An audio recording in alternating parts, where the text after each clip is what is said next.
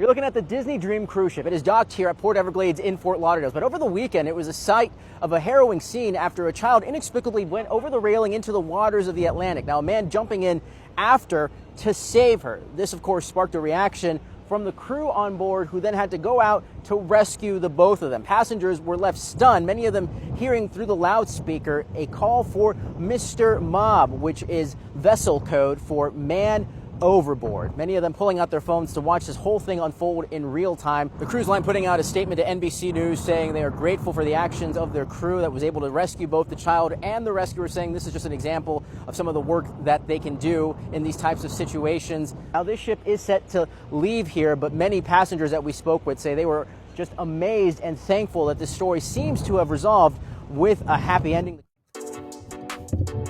Hi guys, welcome back to my channel. This is your friend, the Traveling Sag.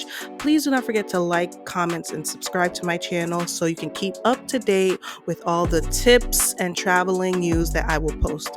So this is my worst fear as a parent who travels with my 3 kids.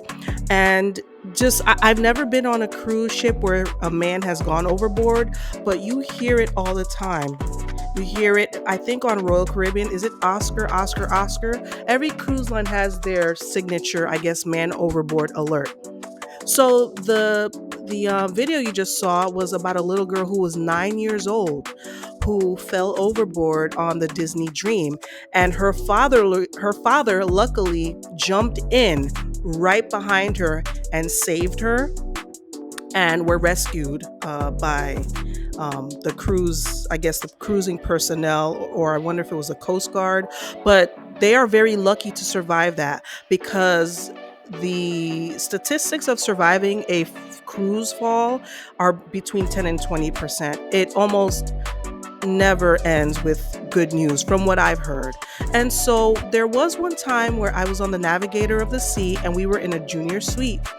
And I remember it can happen in a split second. And my kids were playing on the balcony. I just went to use the bathroom for just a few minutes. And then I came back out to check on them, and I see my son peering over the ledge. I screamed my head off, sorry to say. Because I think he had stepped up on, there's some kind of footing or ledge. I'm trying to remember. Yeah, there was some kind of rung. And he stepped up on it, and I said, please never do that again. Like, I was in tears. And ever since then, I have never, ever booked a balcony with my kids, ever. Because it only takes a split second for something catastrophic to happen. Kids like to climb things. And, it's not easy to fall over on a cruise ship. A lot of people say that, and it's true. You have to put in some effort to go over. But kids like to climb things, right? Other situations are if people deliberately jump. That's another common way to fall overboard. And also if people are highly inebriated, right? And they're just, living their best life, they can fall overboard. Those are the only times where I've heard of things happening, especially when people are hanging over the side of the ship.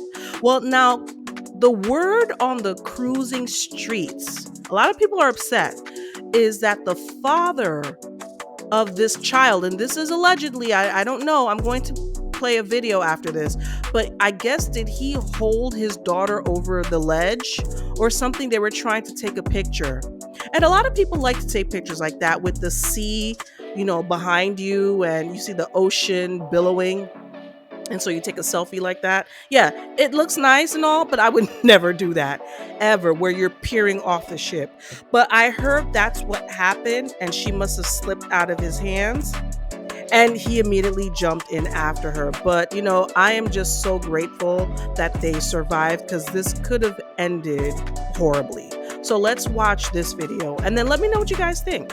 Many people are talking shit and saying terrible things about the dad that jumped overboard after his daughter went off the side of the cruise ship. And here's the deal, even if he put her up there to take a selfie, that's what the rumors are right now, that man jumped in without hesitation. The fact that the boat is going this way, the wake is behind it, the open waves of the sea, and this little girl fell off, she was probably panicking. Like, even if she was an independent swimmer in a pool in the open ocean after falling, like, I don't know that you and I would be able to stay afloat. He jumped so fast that he was able to locate her. Like, professional divers are coming out and saying, like, this is nothing short of a freaking miracle, but also his timing and his jumping in without hesitating saved her life. He gets to her and then he's able to keep himself and her above water for 20 plus minutes treading water. The fact that the Disney crew was able to respond as quickly as they did and get them out. I also read that only 10% of people who go overboard actually survive. This is a miraculous story. And so two things can be true at once. He made a terrible, stupid decision, an awful mistake that he will never forgive himself for. Would I do it? Hell no. Would my husband do it? No. And if he did, would I kick his ass? Absolutely. But can we focus on the fact that this little girl's alive because her dad is a hero and he saved her life? Video of the rescue.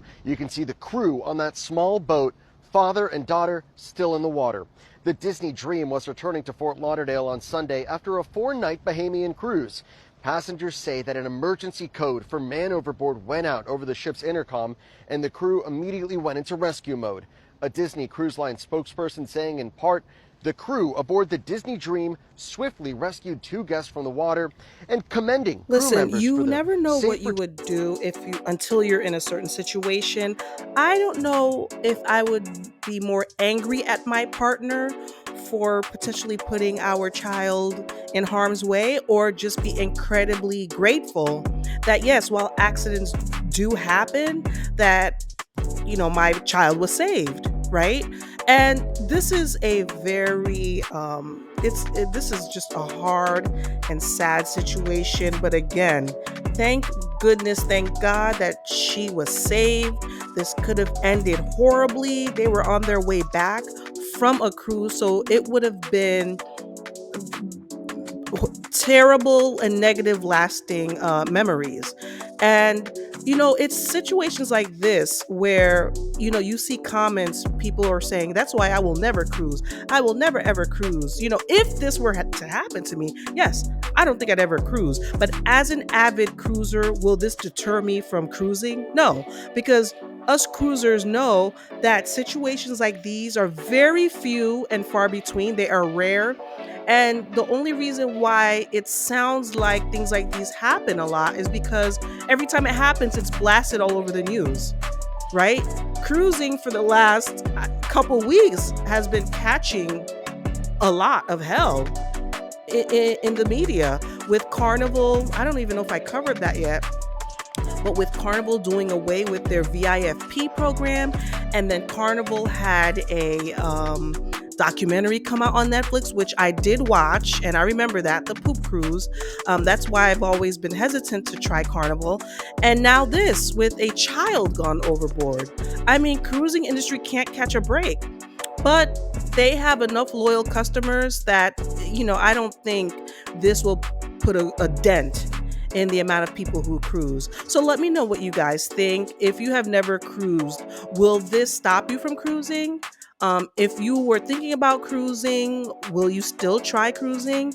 And all of my fellow, cruise enthusiasts, what do you think about this? Will this stop you? It won't stop me. Please do not forget to like, comment, and subscribe. And until next time, remember to live life one trip at a time. Bye.